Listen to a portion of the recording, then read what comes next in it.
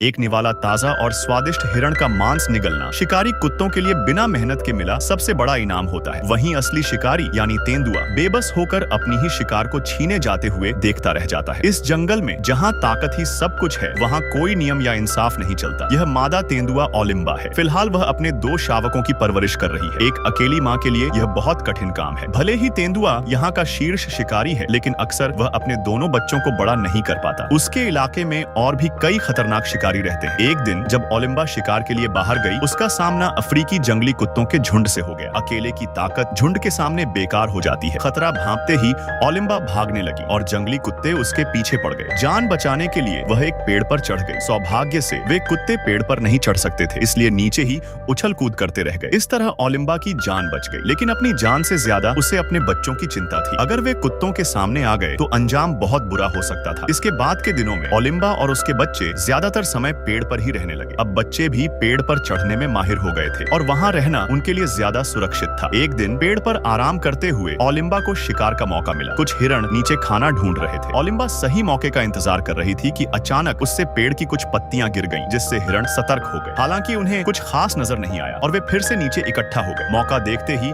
ओलिम्बा ने छलांग लगाई, लेकिन वह शिकार को पकड़ नहीं पाई और उसके पीछे दौड़ने लगी। अफसोस, इस बार भी शिकार नाकाम रहा। हर असफलता उसके लिए और ज्यादा दबाव लेकर आती थी। उस दिन पूरा परिवार भूखा रह गया। समय बीतता गया और उसके बच्चे अब 7 महीने के हो चुके थे। जैसे जैसे वे बड़े हो रहे थे, उनकी जिज्ञासा भी बढ़ रही थी। एक दिन जब ओलिम्बा शिकार पर गई थी, उनमें से एक साहसी बच्चा पेड़ से नीचे उतर आया और आसपास की दुनिया देखने लगा। धीरे धीरे वह अपनी माँ के बनाए सुरक्षित क्षेत्र से दूर निकल गया। बाहर की दुनिया जितनी दिलचस्प थी, उतनी ही खतरनाक भी। जब ओलिम्बा वापस आई और उसने एक बच्चे को गायब पाया, तो वह उसे ढूंढने लगी। कई घंटे बीत गए, लेकिन उसे कोई सुराग नहीं मिला। उसकी पुकार का भी कोई जवाब नहीं आया। ये सब देखकर उसकी चिंता और बढ़ गई, खासकर जब रात होने लगी, क्योंकि रात में खतरा और बढ़ जाता है। अगली सुबह थकी हुई ओलिम्बा वापस लौटी, लेकिन वह अपने खोए हुए बच्चे को नहीं ढूंढ पाई। उसे यह नहीं पता था कि उसके बच्चे के साथ कुछ अनहोनी हो चुकी है। अब उसके पास सिर्फ एक ही रास्ता बचा था, अपने बचे हुए बच्चे को हर हाल में बड़ा करना।